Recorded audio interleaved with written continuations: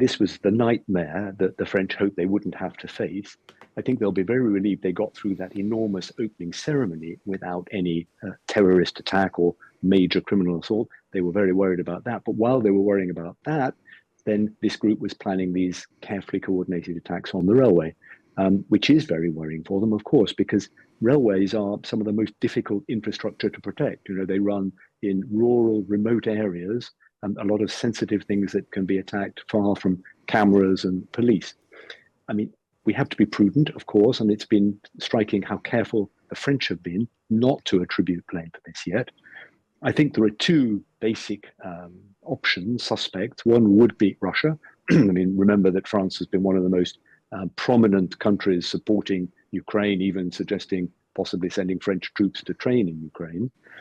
The other would be far-left anarchists. This is Times Radio Breakfast. It's 6 minutes past 8. So French police and security services are still working to identify who attacked the country's high-speed rail network. Groups of arsonists destroyed trackside fibre optic cables, disrupting travel across Europe. Spy agencies are trying to ascertain whether a foreign state, such as Russia, was behind the sabotage.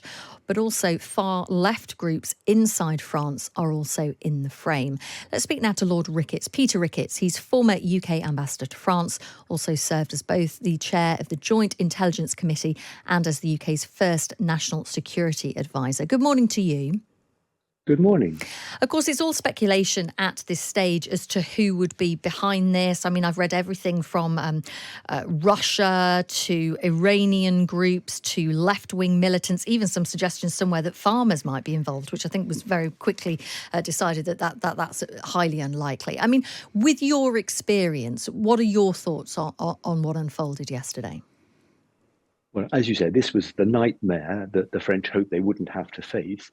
I think they'll be very relieved they got through that enormous opening ceremony without any terrorist attack or major criminal assault. They were very worried about that. But while they were worrying about that, then this group was planning these carefully coordinated attacks on the railway, which is very worrying for them, of course, because railways are some of the most difficult infrastructure to protect. You know, they run in rural, remote areas, and a lot of sensitive things that can be attacked far from cameras and police.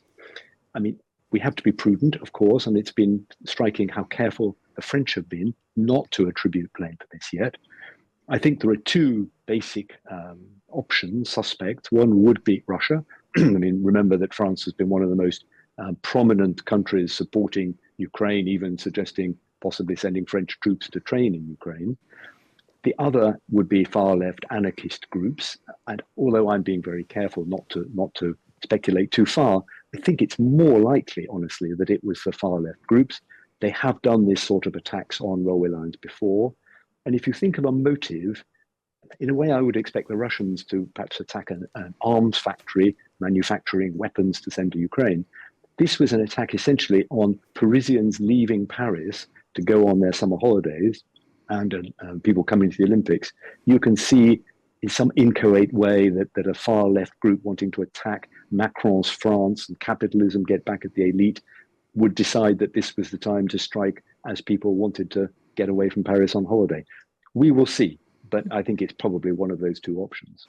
We spoke earlier to one of our reporters in Paris who was talking about how impressive the security operation inside Paris was. They effectively managed to lock down an entire city ahead of the opening ceremony. Now, clearly that can't be done for the entire Games. I mean, he was talking about having to go through about 3 security cordons just to get close to the River Seine. The challenge, as you point out, is, and we understand from the Times today, that police and security services are bracing themselves for further attacks throughout the Olympic Games. How can you protect places across the country? I mean, there are going to be obviously more vulnerable points, aren't there? Of course there are. And in our divided, polarized world, there are people out there who would want to attack France and by attacking France, attack the West and the Western system. London faced that, of course, in the Olympics of 2012. I suspect last night was probably at the point of greatest risk in terms of a widespread terrorist attack because they had these events strung out over many kilometers up and down the Seine. Now it moves into a more classic arrangement of stadia, people coming in with tickets, they can be put through scanners and so on. Of course, there will continue to be threats, and there can always be the sort of attacks we saw 2 nights ago far from the center, far from where the police are looking, finding vulnerable points in the infrastructure. But I think it's more now, a more classic security problem of ensuring that individual venues are safe as people coming in to watch the games. How damaging is this for France as a whole? Because we know, don't we, when you host the Olympic Games, the eyes of the world are on you. People are watching. It's a fantastic opportunity to showcase a city, showcase a country. Can we overestimate how damaging this is? I mean, this was an arson attack on the opening day. I mean, what would your assessment be of how damaging this is for France overall? Well, I think we have to let the Olympics now play out. I mean, yes, that was damaging. As I say, it was mainly an attack on French people going on holiday, and of course, all the poor people caught up on Eurostar trying to get to France. But it didn't impact on the games. Now we go for 3 weeks where the world's attention will be on Paris. The sun will come out. Paris will look wonderful.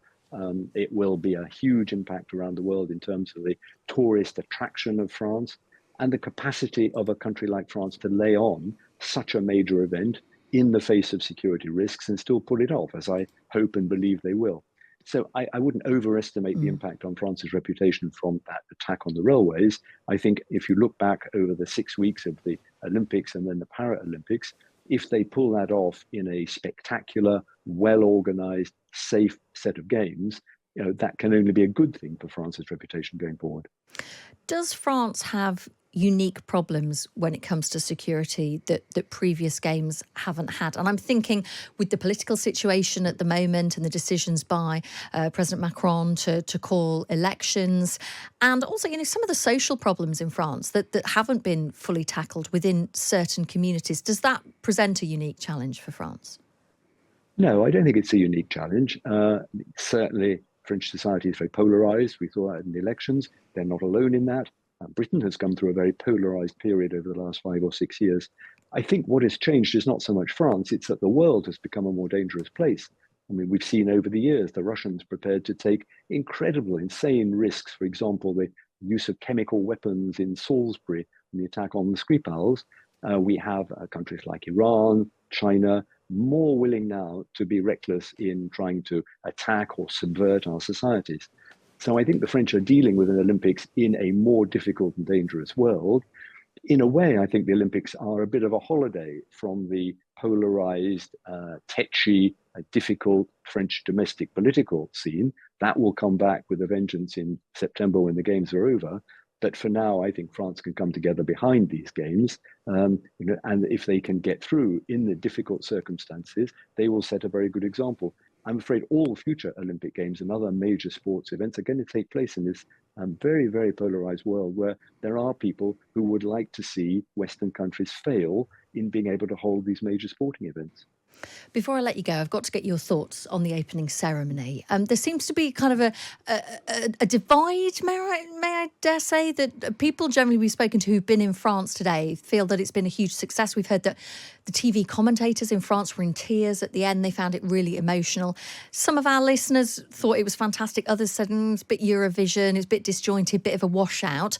You, as a former UK ambassador to France, I guess you kind of got a foot in each camp. I'm just wondering what you thought of it. Yes, I have. But the washout point, obviously, it was terribly bad luck for them. While we had a nice evening in London, it was pouring with rain. That's the worst thing for them. I think the first couple of hours did drag, and it was partly because they'd chosen this format of literally a very strung out event all the way down the river. And we had to wait in the pouring rain for 2 hours while the boats came up the river. There was a lot going on in the sidelines of that, much of it very French, with lots of references to French history and so on. That needed a lot of explaining for foreigners. I thought it sort of got into its stride at the end, with the events around the Eiffel Tower, and then that very spectacular balloon with the Olympic flame underneath it. So there were some very, very striking images at the end. But my goodness, there was a long rain-soaked period of build-up to that. I thought probably it was less the intensity that we had in London, because we did it all in one massive stadium, was rather lost by the fact they had it up and down the river. So yeah, I don't give it full marks, and I think some of the Franco-French history and the little tableau that were going on were lost on most people. But at the end, I thought it really came to life in the last 45 minutes. Lovely to get your thoughts this morning. Thank you for your time. Thank you very much. That is Lord Ricketts. Peter Ricketts, former UK ambassador to France. He also served as both the chair of the Joint Intelligence Committee and the UK's first national security advisor.